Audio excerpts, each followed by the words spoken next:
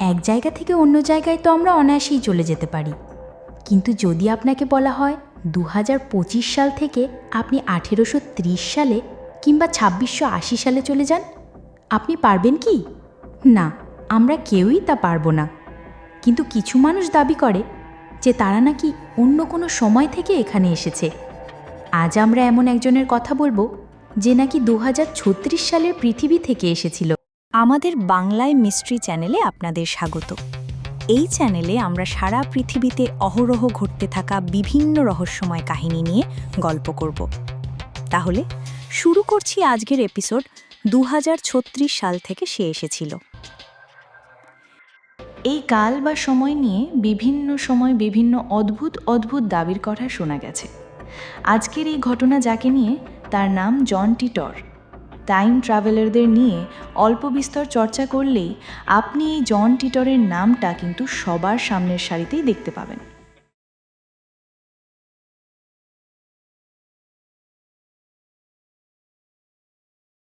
Time travel institute নামে একটা বেশ বিখ্যাত অনলাইন ফোরাম আছে। 1998 সালে টাইম ট্রাভেল ইনস্টিটিউটের প্রতিষ্ঠা হয়েছিল, আর 2000 সালে ফোরামটির অনলাইন রেজিস্ট্রেশন হয়েছিল। টাইম ট্রাভেল ইনস্টিটিউট এখনও যথেষ্ট অ্যাক্টিভ একটি ফোরাম, আপনি চাইলেই অনলাইনে চেক করে নিতে পারেন।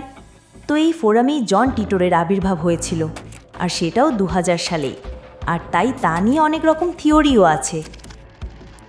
যাই হোক, যা বলছিলাম, জন টিটর ছদ্মনাম নিয়ে একজন ফোরামে রেজিস্ট্রেশন করেন এবং বাকি ফোরাম মেম্বারদের সঙ্গে কথাবার্তা বলা শুরু করেন। এত অবধিতে সব ঠিকই ছিল, কিন্তু গোলমাল বাঁধল যখনই জন টিটর দাবি করলেন যে তিনি আসলে একজন টাইম ট্রাভেলার এবং তিনি এসেছেন 2036 সাল থেকে। এই কথা শুনে সবাই তো তখন ভীষণ অবাক হয়ে যায়।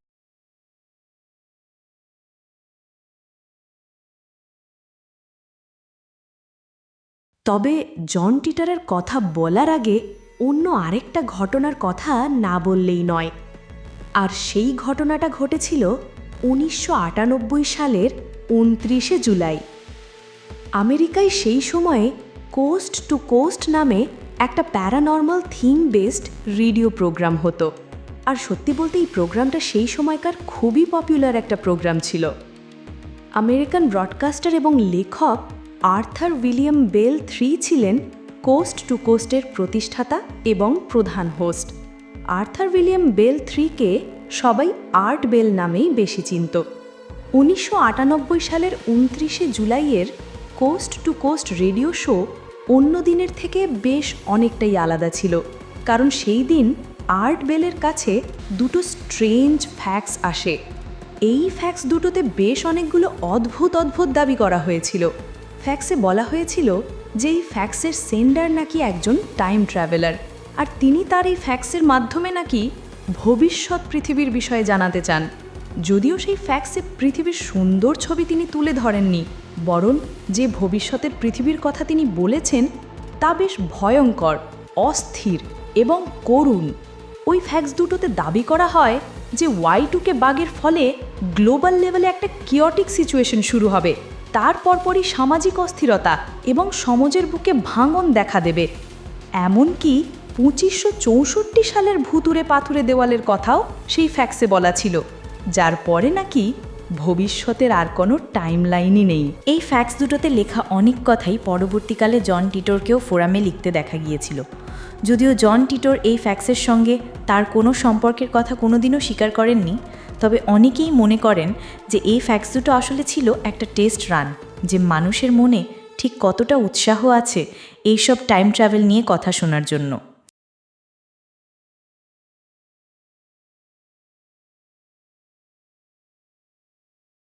যাই হোক, এবার তাহলে ফিরে আসি জন টিটরের কথায়। তিনি ফোরামে দাবি করেন যে তিনি 2036 সাল থেকে এসেছেন এবং একটি বিশেষ উদ্দেশ্য নিয়েই তিনি এসেছেন। তিনি বলেন যে 1975 সালের IBM 5100 মডেলের একটা পোর্টেবল কম্পিউটারকে সঙ্গে করে নিয়ে যাওয়াই তার এবারের যাত্রার প্রধান উদ্দেশ্য। এই কথা শুনে তো বাকি সবাই বেশ অবাক হয়ে যায়। জন টিটর জানান যে এই নির্দিষ্ট মডেলের কম্পিউটারটাই নাকি আসলে একটা চাবিকাঠি, যা ভবিষ্যতের একটা ভয়ঙ্কর টেকনোলজিক্যাল ফল্টকে রুখতে সাহায্য করবে। এবং জন টিটর তা কিভাবে হবে তারও বিশদে বর্ণনা দেন।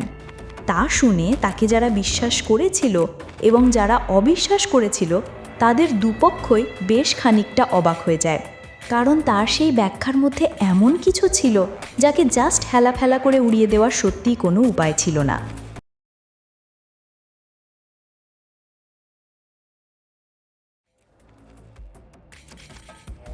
এবার আপনাদের হয়তো মনে হচ্ছে যে কী এমন ছিল 1975 সালের সেই কম্পিউটারটাতে।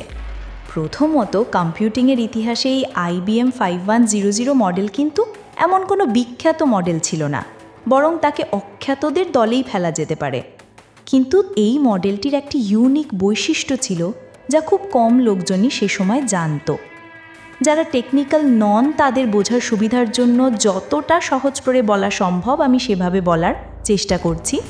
1975 সালের এই IBM 5100 মডেলটি পুরনো IBM মেনফ্রেমগুলির জন্য লেখা কোড অনুকরণ করতে পারত, বিশেষ করে সিস্টেম 360 এবং সিস্টেম 370-র কোড। কিন্তু এই ক্ষমতাটা একেবারেই একটা গোপন ক্ষমতা ছিল, যা IBM-এর কিছু ইঞ্জিনিয়ার এবং কিছু ইনসাইডার ছাড়া বেশিরভাগ মানুষই সেই সময় জানত না। আর এই কম্পিউটারটার এই ক্ষমতার জন্য একে পুরনো সিস্টেমগুলির ফল্ট আইডেন্টিফাই করা এবং প্রবলেম সলভ করতে ব্যবহার করা হতো।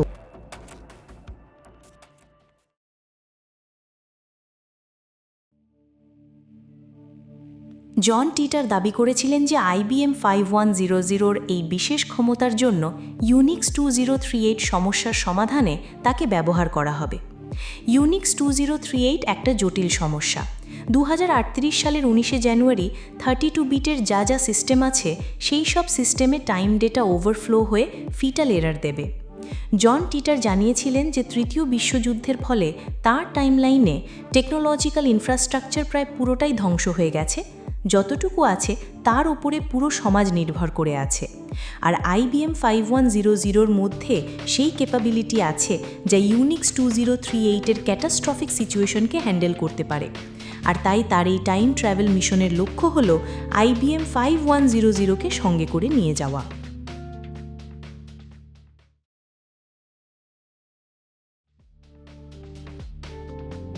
জন টিটর IBM 5100-র এই অনুকরণ বা এমুলেশন ক্ষমতার কথা যখন ফোরামে বলেছিলেন, তখনও পাবলিক ডোমেনে এই বিষয়ে কোনোদিনও কোনো কথা শোনা যায়নি। এমনকি IBM নিজেও এই সম্বন্ধে কোথাও কখনো কিছুই বলেনি। জন টিটর এই কথা যখন ফোরামে বলেছিলেন, তার অনেক পরে IBM-এ কর্মরত কিছু ইঞ্জিনিয়ার প্রথমে জানান যে 5100 সিস্টেমটার মধ্যে এই ক্ষমতা সত্যি সত্যিই আছে। এরও পরে IBM-এর তরফ থেকে অফিসিয়ালি এই ব্যাপারটাকে কনফার্ম করা হয়। এই বিষয়টা তখন অনেককেই খুব অবাক করে দেয়, কারণ 2000 সালের গোড়ার দিকেই জন টিটর IBM 5100-র এই ক্যাপাবিলিটির এতটা নিখুঁত বর্ণনা দিয়েছিলেন, অথচ সেই সময়ে এই বিষয়ে IBM-এর নির্দিষ্ট কিছু মানুষ বাদে কেউই কিছুই জানত না। যারা টিটরকে বিশ্বাস করত তাদের কাছে এটা তাই একটা প্রমাণ হিসাবে গণ্য হয়। অন্যদিকে যারা তাকে অবিশ্বাস করে তারা দাবি করে যে জন টিটরের কাছে নিশ্চয়ই ইনসাইডার ইনফরমেশন ছিল।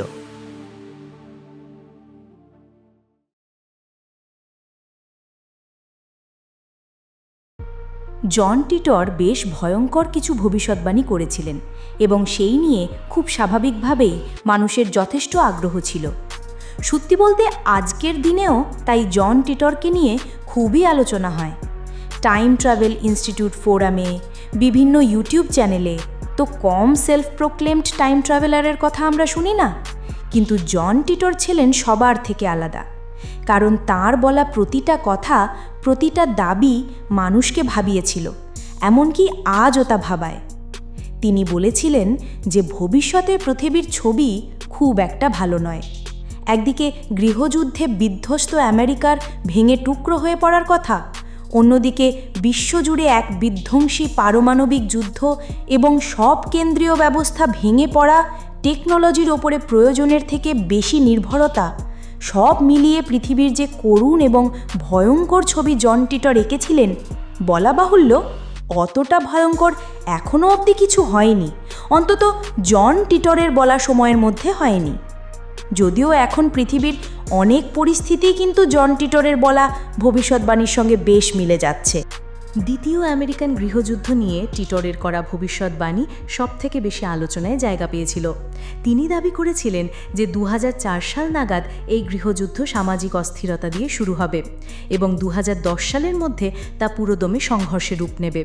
টিটরের মতে এই যুদ্ধের কারণ হবে প্রধানত রাজনৈতিক ও সাংস্কৃতিক বিভেদ, বিশেষ করে গ্রাম ও শহরের মধ্যে সংঘাত এই যুদ্ধের প্রধান কারণ হবে। তিনি একটা ভেঙে পড়া আমেরিকার বর্ণনা দেন, যেখানে বিভিন্ন দল ক্ষমতার দখল এবং ওভারঅল কন্ট্রোলের জন্য লড়বে এবং নাগরিক স্বাধীনতা বিপন্ন হবে। 2015 সালের মধ্যে এই ইন্টারনাল কনফ্লিক্ট একটা পারমাণবিক সংঘর্ষে পৌঁছাবে, যা অনেক বড় শহর ধ্বংস করে দেবে এবং আমাদের চেনা আমেরিকাকে অচেনা করে তুলবে। জন টিটর বলেছিলেন যে 2015 সালে একটা পারমাণবিক যুদ্ধ হবে, যা খুব অল্প সময়ের জন্য হলেও তার ফলাফল হবে অত্যন্ত ভয়ঙ্কর। আমেরিকা, রাশিয়া, চীন এবং ইউরোপ এই যুদ্ধে জড়িয়ে পড়বে আর বিশ্বজুড়ে শহরের পর শহর ধ্বংস হয়ে যাবে। এই যুদ্ধের ফলে লক্ষ লক্ষ মানুষের মৃত্যু হবে, আর যারা বেঁচে থাকবে তারা ছোট ছোট স্বনির্ভর গোষ্ঠী তৈরি করে নতুনভাবে সমাজ তৈরি করবে। আর সেই নতুন সমাজ ব্যবস্থা কোনো দেশ বা কোনো সেন্ট্রালি অপারেটেড সমাজ ব্যবস্থার ওপরে আর নির্ভরশীল থাকবে না। টিটর বলেছিলেন যে Y2K বাগ তার টাইম লাইনে অনেক ভয়াবহ ছিল, এমনকি ইউনিক্স 2038 ও তাদের অনেক বড় টেকনোলজিক্যাল সমস্যা তৈরি করতে পারে। আর সেই কারণেই তার এখানে আসা, যাতে টিটর IBM 5100 সিস্টেমকে সঙ্গে করে নিয়ে যেতে পারে।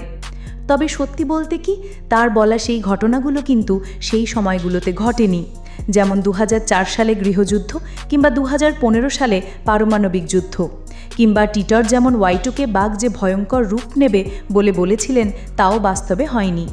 আর তাই স্কেপটিকরা, অর্থাৎ যারা ওনার কথা একদমই বিশ্বাস করতেন না, তারা জন টিটরের কথাগুলোকে সায়েন্স ফিকশনের গল্প বলেই উড়িয়ে দেন।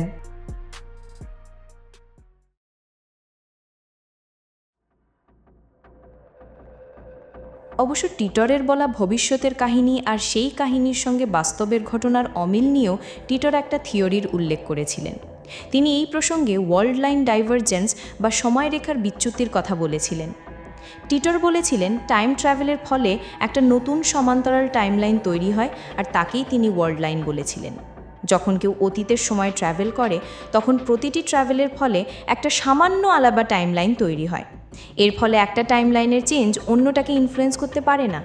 সঙ্গে তিনি এটাও বলেন, তিনি যে টাইমলাইন থেকে এসেছেন তার সঙ্গে আমাদের টাইমলাইনের পার্থক্য প্রায় 2.5%, আর তাই ঘটনাগুলো কিভাবে কোন সময় ঘটবে তার ক্ষেত্রেও পার্থক্য তৈরি হয়। আবার কিন্তু একটা মিলও বজায় থাকে, যদিও অবিশ্বাসীরা এই ধরনের যুক্তিকে একটা বাজে ছুতো বলে উড়িয়ে দেয়।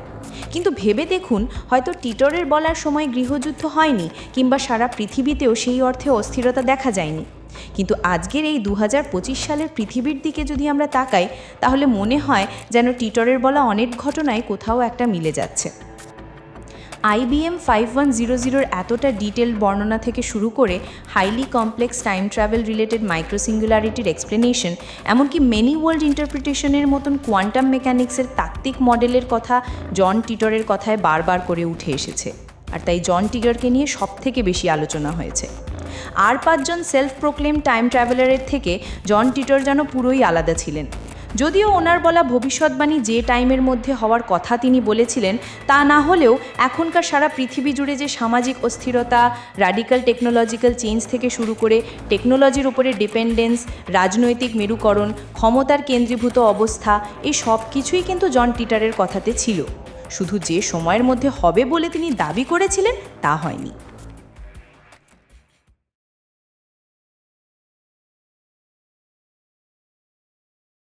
জন টিটারের গল্পের সবচেয়ে ইন্টারেস্টিং দিকগুলোর মধ্যে অন্যতম ছিল তার নিজের টাইম মেশিনের বিস্তারিত বর্ণনা। তিনি তার টাইম মেশিনের নাম দিয়েছিলেন C204 gravity distortion time displacement unit. বেশিরভাগ টাইম ট্রাভেলের গল্পে যেমন শুধু অস্পষ্ট ব্যাখ্যা বা রহস্যময় যন্ত্রের কথা থাকে, টিটরের বর্ণনায় কিন্তু তেমনটা ছিল না, বরং এতে অনেক প্রযুক্তিগত খুঁটিনাটি বিষয় ছিল। তিনি এত বিস্তারিতভাবে এই যন্ত্রটাকে ব্যাখ্যা করেছিলেন যে থিওরিটিক্যাল ফিজিক্স নিয়ে আগ্রহী লোকজন কৌতূহলী হয়ে ওঠেন। তার বর্ণনায় একদিকে ছিল বিজ্ঞানের কমপ্লেক্স থিওরি, অন্যদিকে এক অদ্ভুত অবাস্তব ভবিষ্যৎ পৃথিবীর বর্ণনা, যা শুনে সন্দেহবাদীরাও সময় সময় দ্বিধায় পড়ে যেতেন। টিটরের মতে এই টাইম মেশিনটা 2034 সালে জেনারেল ইলেকট্রিক কোম্পানি তৈরি করেছিল। দুটো মাইক্রো সিঙ্গুলারিটির সাহায্যে এই যন্ত্রটা তৈরি করা হয়েছে। অর্থাৎ এই যন্ত্রটায় নাকি দুটো অত্যন্ত ছোট সাইজের ব্ল্যাক হোল অসম্ভব স্পিডে ঘুরতে ঘুরতে গ্র্যাভিটেশনাল ফোর্সকে নিয়ন্ত্রণ করতে পারত। এই মাইক্রো সিঙ্গুলারিটিগুলো শক্তিশালী ইলেকট্রোম্যাগনেটিক ফিল্ড দিয়ে মুভ করত এবং এগুলো স্পেস টাইমকে বেন্ড করে একটা স্পেস টাইম বাবল তৈরি করে, যার মাধ্যমে টাইম ট্রাভেল করা সম্ভব হতো। এই যন্ত্রের সাহায্যে অতীত এবং ভবিষ্যৎ দুদিকের সময়ই যাওয়া সম্ভব। তবে টিটর বলেছিলেন যে 50-60 বছরের বেশি দূরে গেলে আসল সময়রেখা বা টাইমলাইন থেকে পার্থক্য অনেক বেশি হয়ে যেত। টিটর জানিয়েছিলেন যে যন্ত্রটা এতটাই কম্প্যাক্ট ছিল যে সেটা নাকি একটা গাড়িতেই বসানো যেত, আর তাই তিনি নিজে যন্ত্রটা 1967 সালের শেভরোলে করভেট কনভার্টেবল গাড়ির ভেতরে বসিয়েছিলেন, যা তিনি তার মিশনের জন্য সাথে নিয়ে এসেছিলেন। তিনি যন্ত্রটার খুব পরিষ্কার একটা বর্ণনা দিয়েছিলেন, যন্ত্রের বিভিন্ন অংশের কথা বলেছিলেন, যেমন গ্র্যাভিটি সেন্সর, সঠিক সময় মেলানোর জন্য একটি সিজিএম ক্লক এবং যন্ত্রটার ভিজিএম সিস্টেম। এই ভিজিএল সিস্টেম কনফার্ম করত যাতে টাইম ট্রাভেলার পৃথিবীর সঠিক অবস্থানে পৌঁছায়। টিটর এও বলেন যে এটা না থাকলে টাইম ট্রাভেলার হয়তোবা মহাশূন্যেই হারিয়ে যেতে পারে, কারণ সময়ের সাথে সাথে পৃথিবীও তো তার নিজের পজিশন চেঞ্জ করতে থাকে, আর তাই সময়ের পরিবর্তনের সঙ্গে সঙ্গে নির্দিষ্ট জায়গার সম্বন্ধে নির্দিষ্ট তথ্য থাকা টাইম ট্রাভেলিংয়ের ক্ষেত্র একইভাবে গুরুত্বপূর্ণ।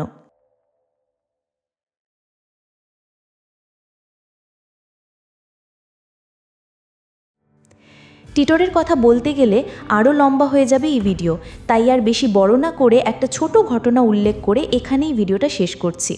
আর তা হলো প্যামেলার কথা। আসলে প্যামেলার কথা না বললে যে জন টিটরের কথা অসম্পূর্ণ থেকে যায়। যখন ফোরামে অন্য সবাই জন টিটরকে তাদের বিশ্বাস বা অবিশ্বাসীর নজরে মেপেছিল, সেই সময় প্যামেলা বলে একটা মেয়ে টিটরকে যা প্রশ্ন করত তাতে কোনো বিশ্বাস বা অবিশ্বাস কিছুই ছিল না। ছিল না কোনো প্রযুক্তিগত প্রশ্ন। টিটরের জন্য প্যামেলার প্রশ্ন ছিল শুধুই মানবিক, আত্মিক এবং আবেগময়। যেমন প্যামেলা জানতে চাইতেন টিটরের মানসিক কষ্টের ব্যাপারে, বিশেষ করে সে যখন অন্য কোনো সময়ে এসেছে, তার বাড়ির লোকজন, তাদের খারাপ লাগা, ভালো লাগা, জীবন, ভালোবাসা, এইসব কিছুই। দেখা গেছে টিটর প্যামেলার কাছে অনেক বেশি মন খুলে এমন অনেক বিষয় নিয়ে কথা বলতো যেটা সে অন্য কারোর সঙ্গে বলতো না। জন টিটর প্যামেলাকে ফিরে যাওয়ার আগে একটা গান উপহার দিয়েছিল এবং বলেছিল যে এই গানের অর্থ সে ভবিষ্যতে পৃথিবীতে খুঁজে পাবে। এই গান যদিও সিক্রেট ছিল, প্যামেলা কোনোদিনও তা কারোর কাছে প্রকাশ করেনি। 2001 সালের কোনো একটা সময়ের পরে আর জন টিটর কোনোদিনও কিছু লেখেননি। চিরদিনের মতন চুপ করে গেছেন। অবশ্য তিনি আগে থেকেই বলছিলেন যে তার এখানের কাজ শেষ হয়ে এসেছে এবং তিনি তার নিজের সময় ফিরে যাবেন, তাই তার এই চুপ করে যাওয়া অপ্রত্যাশিত ছিল না।